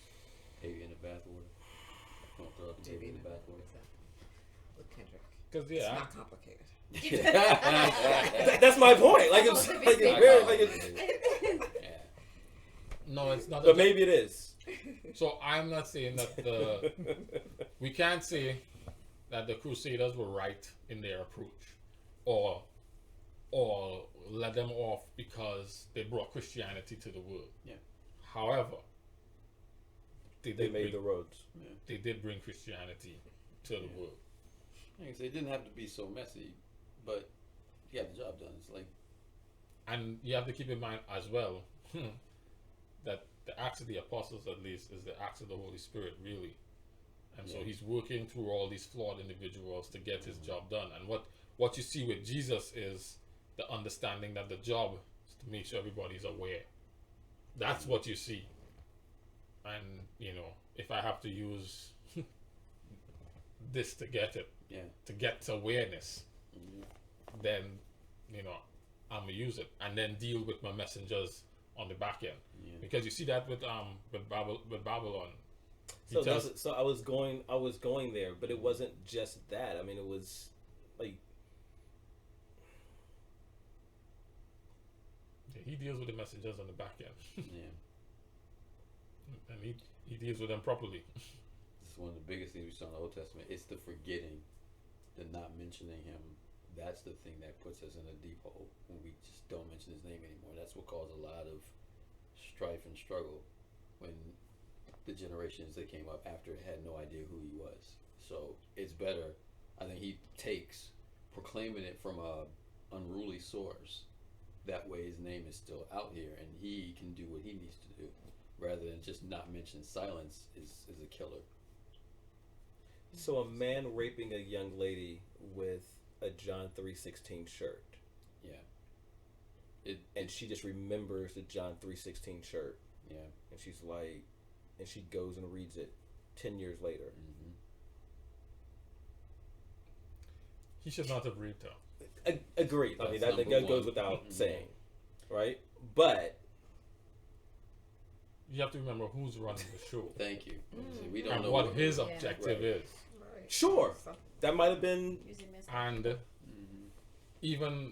even the guy who's being faithful to his principles is still filthy rags right. Yeah. in terms of absolutely, except Joe, but absolutely, he was innocent. So I'm saying that God finds a way to work through our mess and our mistakes and our blunders, Absolutely. even when we are serving Him. Because we didn't. It's almost like saying, you know, I'm gonna make you King David, and I'm gonna use you. Say you're the apple of my eye, and use you and your life to bless all these people. Right. But you murdering people left, right, and Right. center. What kind of witness is that? How you could really be considered the apple of my eye, murdering people and taking an ex-man's wife and all the foolishness you was doing? How you would assume that David would suck as a candidate or vehicle for God to reveal Himself because he had all of this contradicting, you know. Mm-hmm. But somehow God found a way to do it, and I guess that's what Paul is saying. Yeah. And because of that, I rejoice. Because God found a way to work with David to make me understand God better. Because of that, I rejoice. That's kind of where he's coming from. Yeah, that he would even take. It's a little yoga there, but I get you. That he would even take Paul. Period. I mean, Paul, as we knew him before. Yes, it Not actually should have exactly. been. It Yeah. should have been enough, like what Paul was doing. Like he was killing and for God, and that should have been enough. Like Paul continued. Like I mean, at least you're right. He wasn't preaching God. Huh? He wasn't doing that. He wasn't It preaching was, Christ. but it was about God. No, but, It was God. Christ. yeah, but he wasn't In preaching Christ. Christ. What Paul is talking It's about Christ. here, I hear what you. he's rejoicing is the preaching of Christ. Christ's death, His resurrection, and what all of that means, the significance of that. Sure. It's because God does what He wants. Period. Yeah. Not there. No? My early takeaway is that I'm not there. To what? To rejoice? To this. It- To where you guys have arrived. Well, then only arrive where Paul is in context. Right. Paul starts by saying, all the people around are being blessed because of my current situation. Yeah. And my current situation is being fueled by their preaching under false motives. Yeah. But the fact that in my bad situation that they have helped to create, these people are being blessed, then I'm cool with it. So yeah, and that's where I'm not. No, he's saying I'm cool not. with it. That's what I'm saying. I'm not where he is with these people are being blessed. Okay. That's what Okay. I'm saying. Yeah, that's just how he's processing. Yeah. In that situation, you're not feeling it. You I'm wouldn't be saying I feeling don't it see- if you were in that situation. I'm saying, yeah, I don't agree with people are being blessed by someone He preaching said. false motives. That's what he said. I'm saying when I look at, You calling Paul a liar? But I'm you- calling Paul a opinionator. But you do he understand is- in Like situations. he's giving under his situation. He's fine with that. But he's And also I'm- making an observation of the things that he's actually seeing. Yeah. He's That's what I'm saying. He's saying the whole palace guard is now aware, Yeah. and these people are now more confident. That's like a statement of fact. That's not. But That's I not didn't an read. opinion. But I didn't read that as a. I didn't read that in conjunction with what everybody else is saying. I read that as based upon what he is saying while he is there Right, that and going through situation- the that's what I'm saying, process. it's situational for you. which So is it's what not. you're saying. I don't. The way I understood and read, he was that the palace guard was being influenced by Paul, not necessarily by the people that were preaching falsehoods about, Right, but or having bad motives about preaching Christ while Right. preaching Christ. But you have to. Part of it. That's that. But he's making one statement and referencing one experience and tying these. The reason he's referencing the preaching is because their preaching is having a direct impact on what's happening to him. So his lead statement. Correct. So his lead statement is, "I want you to know that what has happened to me has actually served to advance the gospel. Some are preaching out of goodwill, and that has what does it says? Well, they do so out of love, knowing that I'm put here for the defense of the gospel.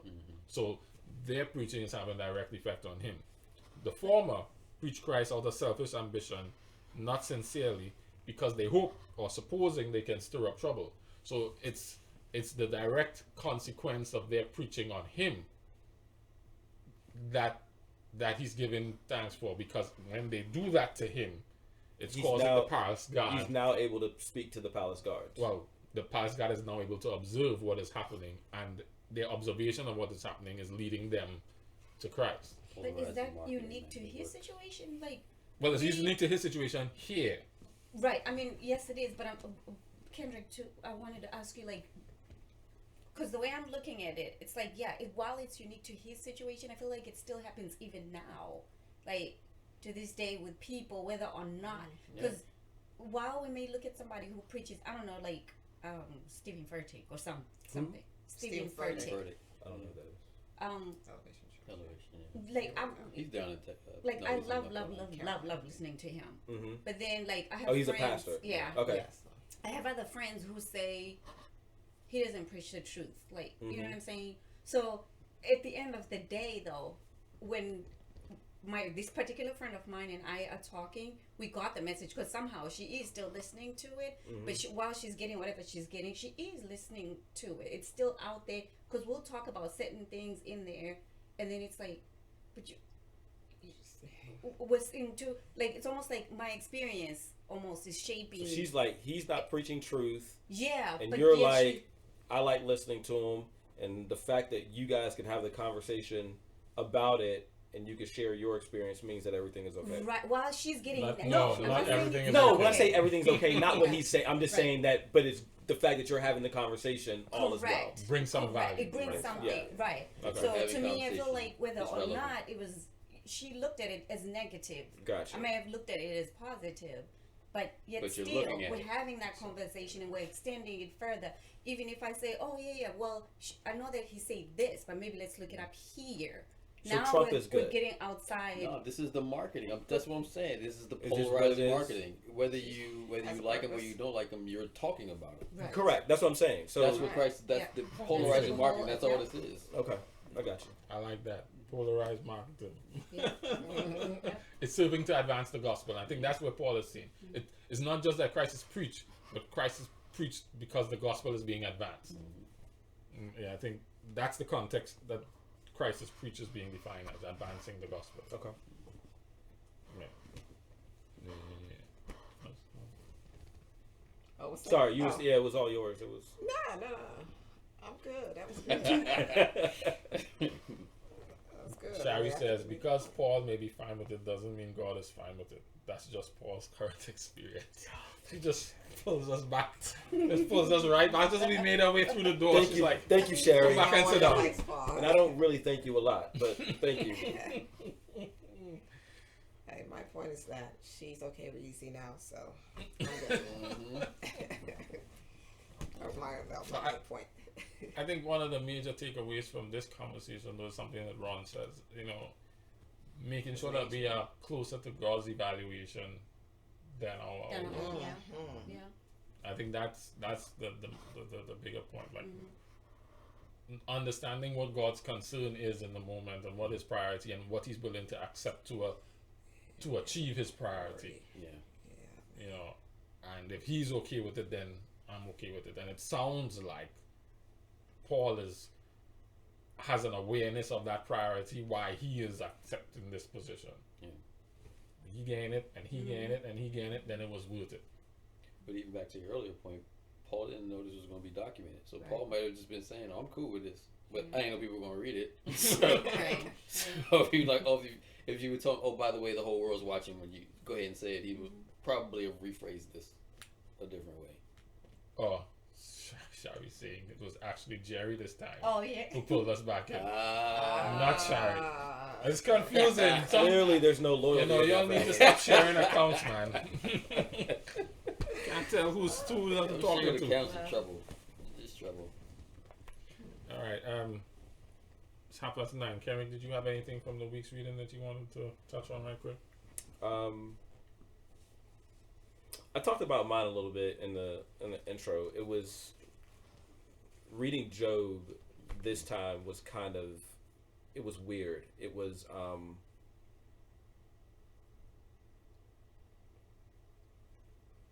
I saw, you would listen to his friends talk. You listen to Job, like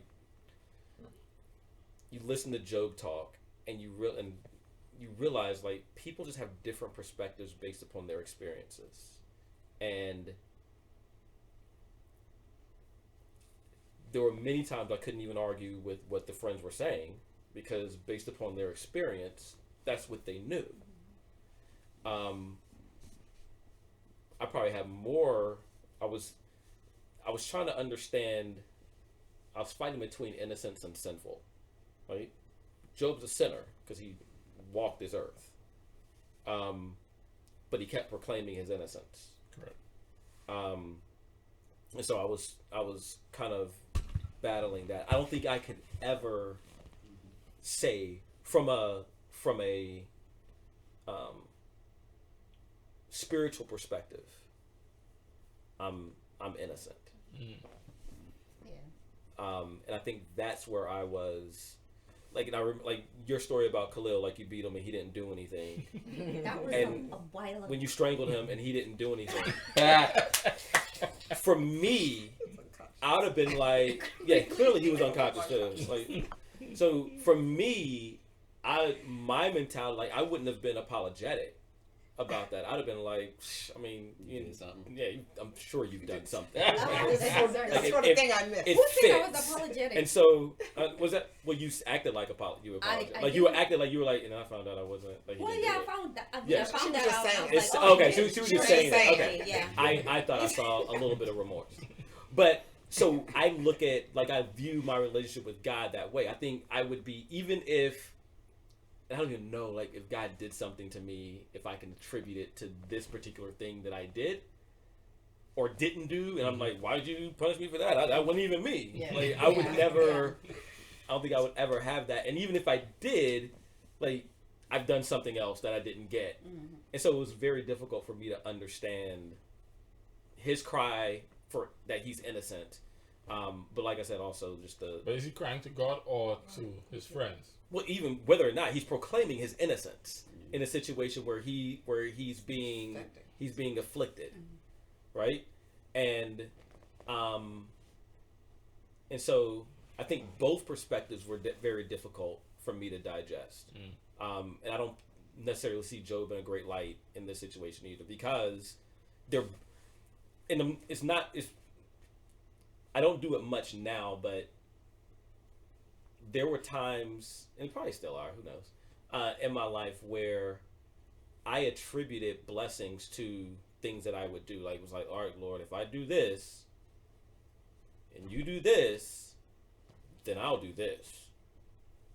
And I think in many ways we still attribute goodness and blessings and all that to things that we do. Like, if I go to church and I read my Bible and do all that, and these things happen to me, like, you know, Man, I'm good with I'm God. good with God. Like, me. he's blessing me. And if I don't, be like, man, he can't bless you for that. You're doing that, he can't bless you for that. And it was like, and we live in those, and I think they're both talking from, in my opinion, they're both talking from those experiences. Like, Job's like, I haven't done anything. Like, and I'm getting this. Why are you getting this? Like, why am I even living? You know, you could have killed me. I could have been dead. Like, all these things. And his friends are like, man, you must have done something because you're going through this. Like, and so that's what it was kind of. I call BS. No, please. And only because not directly, but Only because I Pretty grew up. direct. I grew up hearing that argument in a sense from what I believe people who were afraid to accept what it was laid out in the beginning, and how God's like, here, do what you will, just don't touch his body. Okay, now you can touch his body, but just don't kill him. I mean, and I grew up with people who could not understand that because it was frightening for them to accept God can do what he wants. So that's But why I I'm- reject that. Well, I'm only saying And I it know- not from because when Job's going through this, he doesn't know the context. No, correct, of but that. he's defending. He's not coming. He's not coming off the back. I mean, as a matter of fact, the first thing was Job's you know, first response. yeah, Job's first response was It was like, great. You It was, forgot one. yeah, it was like, you know, he take, you know, not Lord take it nor give it away. You know what I'm talking about. And I need to find Yeah. Lord, take it and- After his It 7 is- days of Yeah, yeah. Which Right, was it? right. That one or the 7 days. No, So- before that. No, it was before that. Oh, this okay, yeah. that Yeah, and he was accepting of it. It's only when his little His friends. his one. big Yeah. head friends came around and started attacking him that he was, and again, any of us. When you You say start his first coming. speech, he was accepting. Yeah. Yeah, he, Yeah. he rent his clothes and said, "Lord, give it, Lord, take it, give it away. Blessed be the name of the Lord." Yeah. When you heard the And then, That was and then when his evil. wife came to him, he was Don't like, blame should me. we only accept good from God? You know, Correct. Yeah. Yeah, he was like, Like he was accepting. naked I came from my mom, you know, Yeah, naked I all of depart. those. Lord, But he's telling God like erase my birth. Like he's going through this That's- whole. that's after. she This is said, after, yeah. and I'm gonna be with her that she's saying he had a different posture until his friends came, and it's when his, provoked him. and when his friends started to say, "Well, dude, you must have done something." Right. Not only was he now defending himself to his friends, he's now starting to say, "Well, God, well, for real, if they, you know, I didn't do nothing, so what really is going on?" So even before, but like you said, the first response that he had after his 7 days, and this is where my issue came in. The best thing they did was sit with him Yeah, 7 that days was and said beautiful. nothing. Say nothing. Yep. Because I we never were liked watching the his show, first and one. one of the lines on the He show talked was too much. like, "There's a million things to say to make things worse. There's nothing you can say to make it better." Right. Exactly. There's a million things to say that make it Things worse. There's nothing you can say to make it better in Correct. situations like these. Correct. So when he spoke, he basically said, "I just want to die," and then they jumped Should on be him. understandable. Right, I'm like, you should have the right to feel how you want Right. to feel. But they jumped on him afterwards. And so that's why I'm going, if they would have stopped and considered, like, it didn't matter what he did or didn't do. What matters is he lost everything. Put yourself in that Didn't lose place. his, didn't lose his wife. He lost her too. He What did lost she her say? in a Curse sense. God Yeah. and curse Right. God and Yeah. die. As well He as. lost She was trying to be everything. helpful. Curse God and die. Well, yeah. So you want to die, don't you? Go ahead. So No, Yeah, it's she just was trying. right. So they didn't Horrible allow advice. him to be Sickness able is to feel how he painful, wanted you know. to feel at that That moment. that don't have no That pain. could be Well, better. she gets no benefit. She's like, there's Right, no obviously insurance not for the money. There's money, nothing. right. Like, No it's insurance like- She was like, yeah, yeah, like if I'm gonna look like I need to get back on. Because I'm tired of hearing you I think whining. she That's was why in she on wanted. it. And she I was think really she's still actually on it. Proverbs 31. I think. Oh no, you Oh, didn't. wow. Sorry, Wow. Sorry. go ahead. So that's where I find that the thing started, that they got into his head afterwards, and then everything ensued. But if they would have stopped and considered, like, if that's me, it didn't matter if I did something or didn't do something. No one wants to feel that. No one wants to lose your kids. You don't want to be scraping boils off your skin with a blade of whatever that was, a pottery. Stone. No one wants to go through that. So have some empathy and sit in this moment. And the funny thing is, Right. when I read that and I read Job's comment, and I was like, yeah, I totally agree. Because if that was me, I'm like, you forgot one. You might as well come take me too, because there's nothing I got for you here. And then I meet a man on the street who comes up to me, and this guy is almost like a real life Job. I met him the day that I read this. Guy comes up to me, and he's limping, takes a seat, and he just starts talking to me. And he says that he used to run expos all across the country. He was a director. And he put all these things together all over the country, the going, the coming, the shipping, all this stuff. That was his job. And then it was like 18 years ago. He had an aneurysm. And you know aneurysms. You can't call them. Mm-hmm. He survived. Now, I've heard stories of people with aneurysms. Most of them Yeah, they don't they survive. don't survive. Yeah. He survived, and for about 2 months, he felt like this was a miracle of God. But that flipped quickly because the only family that he had was his daughter, and she died on his birthday, Oh my goodness. and she died in labor Oh wow. with his grandson. And so now this man is working at Wawa for the last 10 years, not having family around him, not having any peace about what happened in this moment. And he was just telling me, God should have took me too. Or he should have just left my daughter and took me. She was better than me. And I'm going, I'm trying not to cry because I'm like, man, that's painful to not have answers. Just one day, everything stops. And you lose your family. So I'm like, so what did I do? I sat there quietly with him because there's nothing I could say for him. And it's like Job just got legs. He just got flesh and bone. He became more real to me than the other 9 times I've read it. Mm-hmm. And that's what I believe he wants us to understand. This is not just black and white. This is real. Mm-hmm. So all the things that the friends were doing here, you are handling him. You are looking at him based off of not, so you say experience, I say expectation. Mm. Because no one expects this to happen to good people. Correct. People. Absolutely. But the fact is, it did. And that is a hard thing for anybody to stomach, even to this day. If something were to happen to anybody here, we would be shocked and going, oh my gosh, I would hate that to be me. And hopefully we would respond better than the friends did, going, oh, we certainly did something. Because I wouldn't want that to be my testimony if that's my case. Don't come jumping on me telling me, oh, you did something. Go back and look at all your life, you did something. So that's what Job always means so much to me. And then every time I read, there's some experience that I get. This is the first time I had a real life one.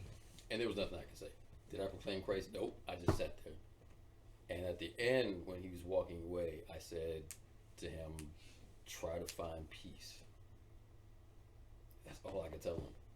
Because I'm just sitting here just imagining my kids, my wife, everything I had just taken away and no explanation. 18 years later, he still doesn't know. That's the part about Job that messed me up. Yeah. Is when God shows up. Right. Respect.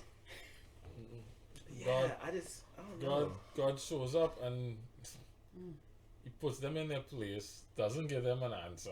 Right. Right? You still don't know why. Still don't know why. And Job didn't even know that the situation was going to change. No. So he's almost forced to live like this is going to be my new normal. With no explanation from God after God shows up. All God said is, dude, you Who know are who you? I do you know who I am? You know who I am? Are you there? But yeah, so I guess that's my thing. Like, so I'm a person, I don't look for answers. Yeah. I don't, because at the end of the day, like, But would you if this was you in this situation? that's what I'm saying. I don't, well, I can't say what I would or what I don't. I know who I am, and like, I don't look for answers. Like, it's, things happen, right? It just You want to cut? You have to know. If you're gonna drop it, go ahead. things happen, right? And for years I've realized that it is like I have very little control over any of those things, and so there's not an answer. For a lot of things, you're right. There's no answer that could be given. If I go home now and the house burned down and my whole family's killed, including Sawyer, and they're like, well, there's no gas leak, there was no this, there was no that. I don't know if I'd be like, I'm not gonna look for an answer. I don't know if there's an answer. It happened. Like there's nothing that I can do about it. And so I guess that's where I don't look for answers. Like people are people. God is God. Things happen. I mean, that's a mature. It'll be great to have That's an a answer. mature posture. Yeah. But I know that a whole lot of people are not there. Right? I get that. I relate to that because I find peace in that too. It's like there's a sense of peace you get by understanding There's that nothing. it's out of your control. And I like that. That's what God comes and does at the end. Yeah. Is that He does not give them the answer. He just tells them who He is, and that now has to become enough. And that's got to be enough. Yep. And what you see with Job is that Job says, "Yeah, Yeah. it is enough." That's enough. And he was content to go back to scraping his boils for the rest of his life. Yeah. Then God come and do him a solid and, and heals him. But, there are some of us who, when God becomes enough, we scrape our boils and we keep it moving. But my calamine point, lotion and, but my point is like, and I'm not tying. I was just like, innocence has nothing to do with it. Whether you're innocent or not, Job, that really has nothing to do with it. yes and no. It doesn't. There's nothing like. There's nothing to do with it. It was his You innocence can't that got him even in claim this. God innocence isn't. God. anyway. You can, number one, you can't claim even innocence. claim innocence. Number two, whether you're innocent or not, I'm just you saying- have no It's control. irrelevant. Yes. Right, You don't right. have any So it control. doesn't. So the argument doesn't matter. No, you don't have any You can have that feeling, Yeah. but the argument makes No, no sir. doesn't Well- impact the universe. Or go ahead. No, I was saying because going back to your point, that remember the argument wasn't towards God; it was to his To his friends. people. Yeah, who were attacking him. So it was just a self-defense. Eventually, it But became to God. but Yeah, he was, eventually it he was did. Yes, talking yes, about it yeah, with respect eventually. to. But again, I think that was them provoking him to wrath in a sense. It was like I don't really see, and perhaps maybe over time he would have ended up in that place without them. But you can clearly see They pushed him. they pushed him, Yeah. and it's what we do. We push people, and we Yeah. provoke people to do things. Instead of even in the body, instead of lifting up one another in love. we Well, he provoke pushed them. back on it. He was like, "Yo, like if I say something, damn if I do it, damn if I don't. Like I say something this, and I say something." Like he gave that whole thing, and then he goes back and just starts talking about how he's innocent. And so that's where I was just like, There are some people whose stories are here who the things that they suffered was a direct result of their choices. yes, there are things that happen that you're like, yes, there are Well, things that you. things where God said, because you went and do this, I now have to Yeah, take if I get scudded and go drive after that, like you can point and say, oh, there's a reason why you killed those 27 people that were standing on the side of the road waiting on a bus. It's because you can tie yourself to those types of things. There are other things where it's just like Yes. the brakes went out at that point, right? My tire went flat at that point. I survived. All 27 of those people got wiped out. Like there's now I'm going to jail because they, vehicular manslaughter because, people like somebody has to pay, and now you're in jail. Like there's no answer. You're in jail because your tires went out. Well, I'm just Your saying, tires like went out. even if your tire goes out, you kill all these people, you go, they put you on trial for whatever reason. You have no control over it. The jury says, it's vehicular manslaughter. You should have changed your tire or whatever. Like Right. Yeah. you're in jail Is that- now yeah, it's for possible 10 to to say 15 that. years, and there's nothing you can say, and there's nothing that you did. There's no answer that could be given outside of Things happen sometimes. things happen. Yeah. Like that, it was me. Maybe the jailers will be benefited now. Better lawyer. I didn't have any money. Things happen. Yeah, I didn't have money. I had public defender. But one of We the had things- like 500 people. one of the and he things was you see defending. with Job, one of the things you see with Job though is that, which comes back to the conversation we was having before. God's purpose and objective is bigger than Correct. Right. than we understand and see. And while things just sometimes happen, in Job's case, they didn't just happen, Right. right? And Job was not aware of what went into it Right. or what God's purpose in allowing it was. Absolutely. And you know, And when I say things happen, it's from this perspective, Right, right? right. It's not from That the was bird's the eye side. view Mhm. from where God is Right. maneuvering, because he may have needed me in that jail because there was someone I needed, and you know, all these people, like, you know, all that kind of stuff. I guess that There's you don't know, and so it is God's providence.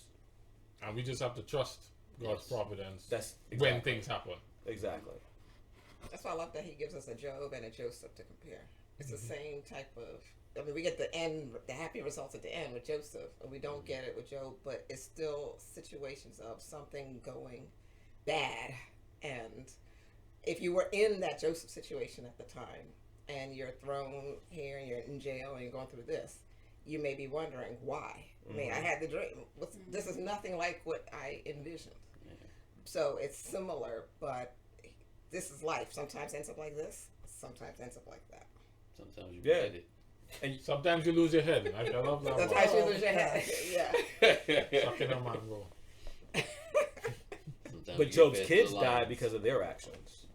Did Like they? they weren't. Yeah, You think that's what it was? absolutely. Because of their If actions. If they weren't going Their to father had party come all up- night and all that kind of stuff, and their father had to go and do that, they would have just got boils or something, and they would have been Let's fine. see. Like Which God one was are like, you? "This is my Are excuse. you Boom, you're gone." Elphaz or you? I'm just which one? Which one of those friends are I'm you? just, Alright. I'm just, I'm We just said things happen to. Oh, the I'm devil just did something. saying, That's why you got bored. if they were out working, they wouldn't have.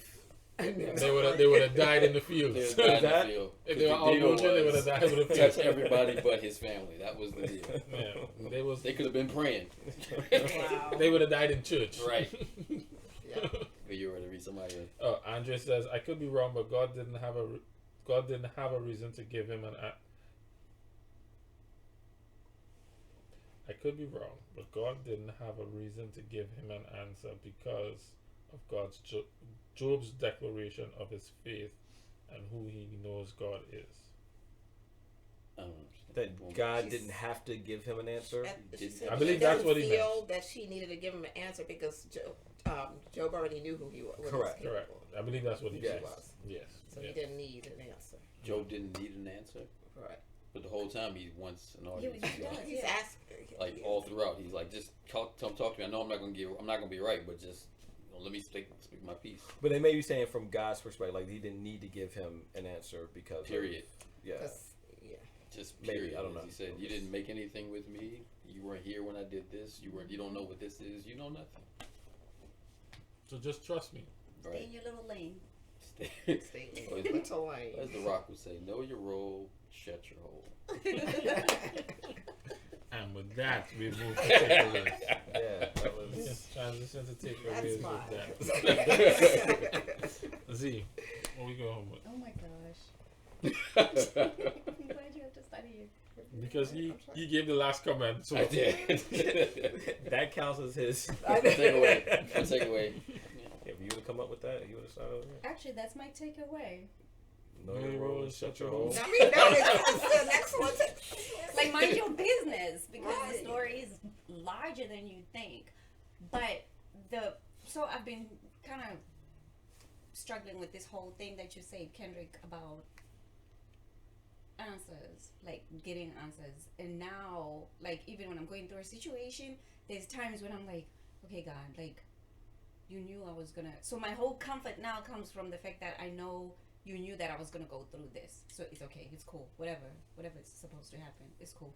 So because I've been just going through so much, and I'm like, okay, I mean, you obviously knew I was gonna go through this. So now just do whatever it is you need to do. I'll just chill right here. You know what I mean? But then there are times where I'm like, what is this? Like, what are we doing? Like, this is ridiculous. I don't need to go. This is not necessary. But my takeaway is that maybe I need to chill. Like, I don't need answers. I really don't need answers. Just stay there and shut up. I want to say that But judge her takeaway. No.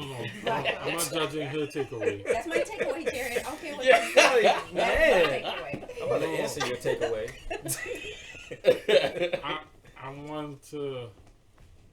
I want to add something to it that kind of helps us in general, not to her takeaway. I mean, her takeaway is revealing something that I feel we need to be aware of, and that is that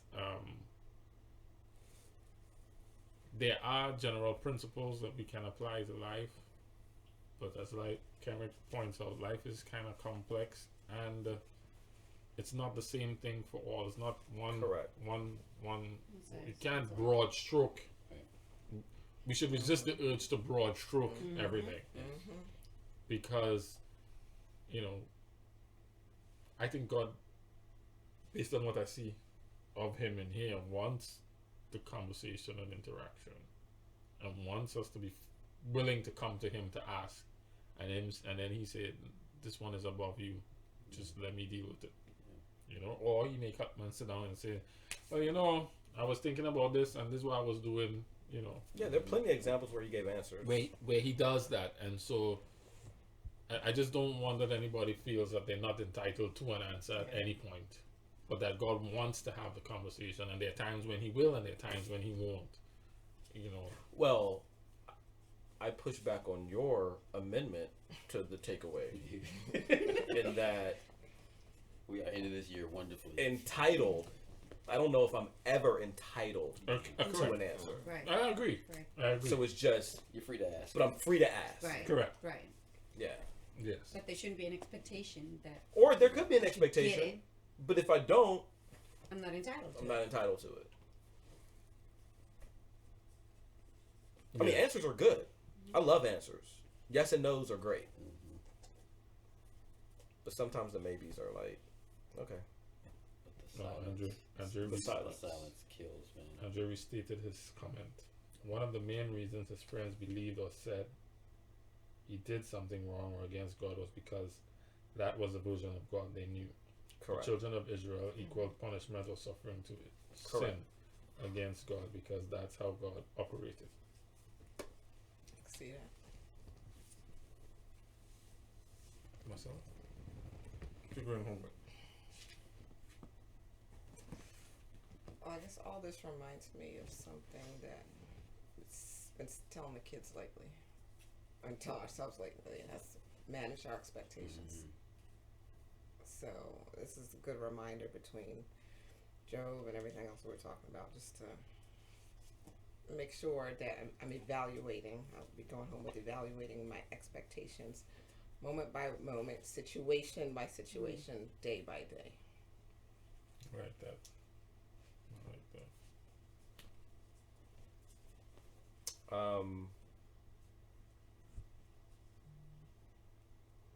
This couch helps me to mature.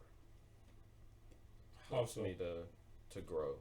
You hear different perspectives. There are things that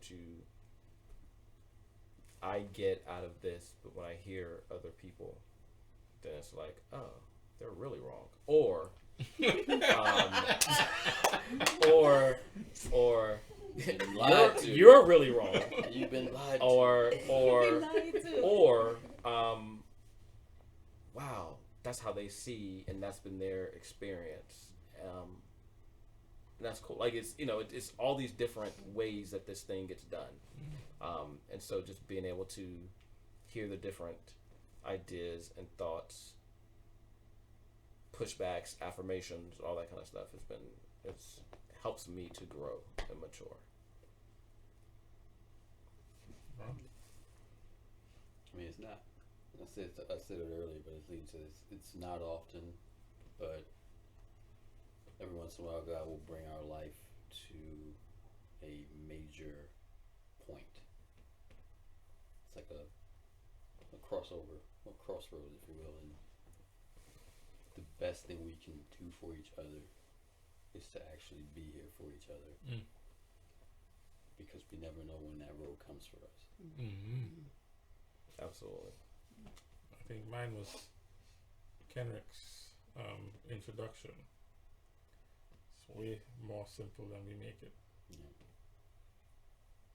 And if we appreciate the simplicity, we can make a lot more sense of the complexity.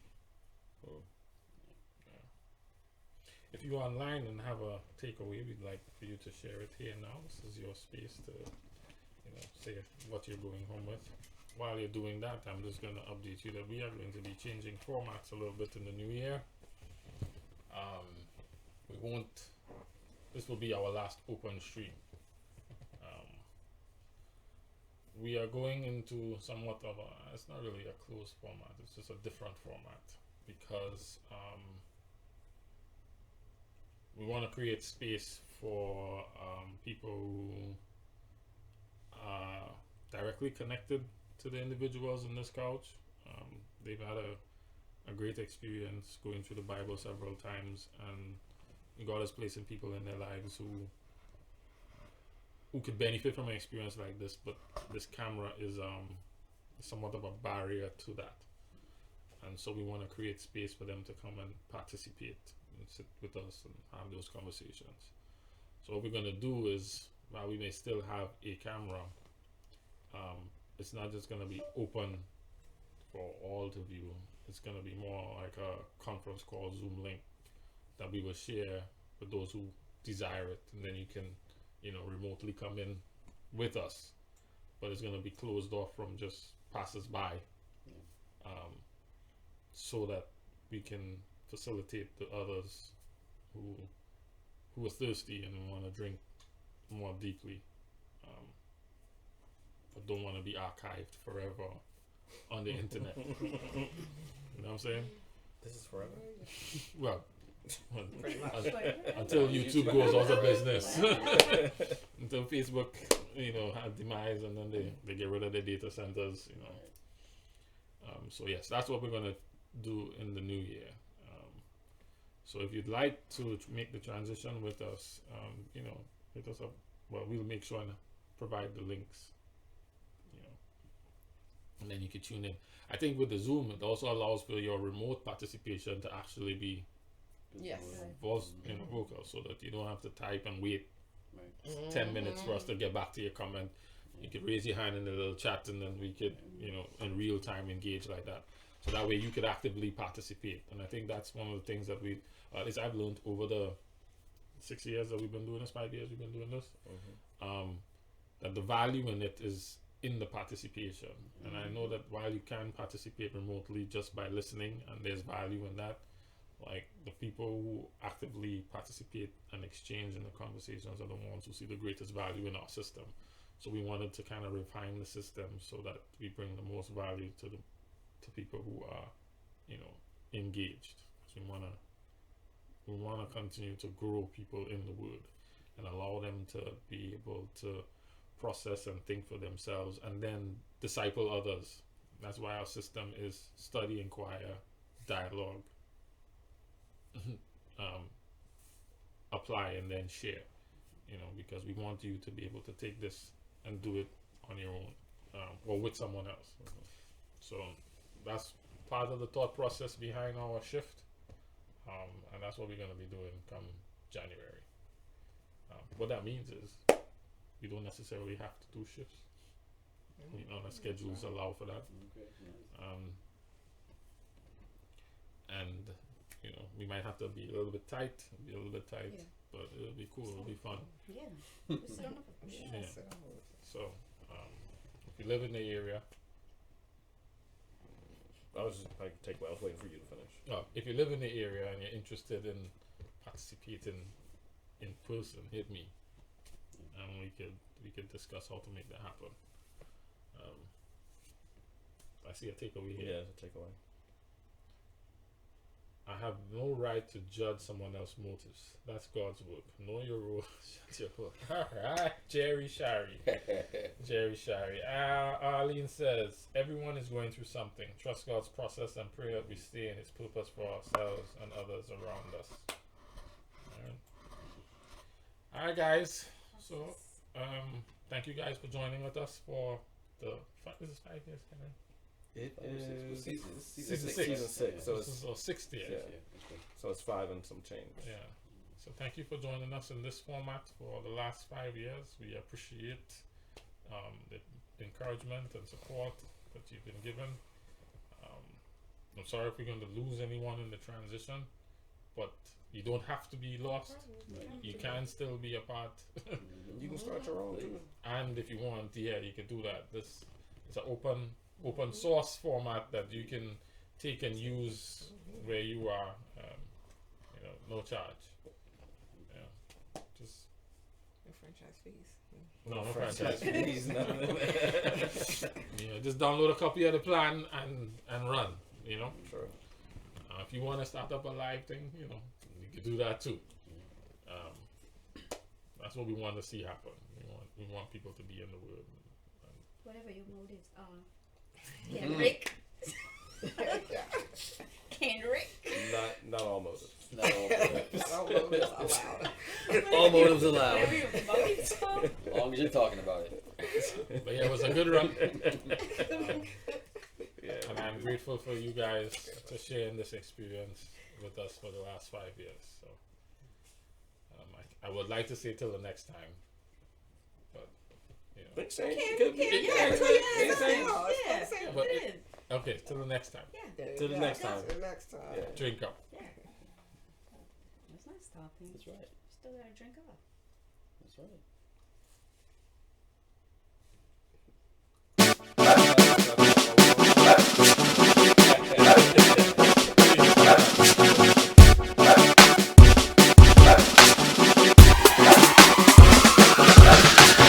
Water when I'm thirsty. Drink.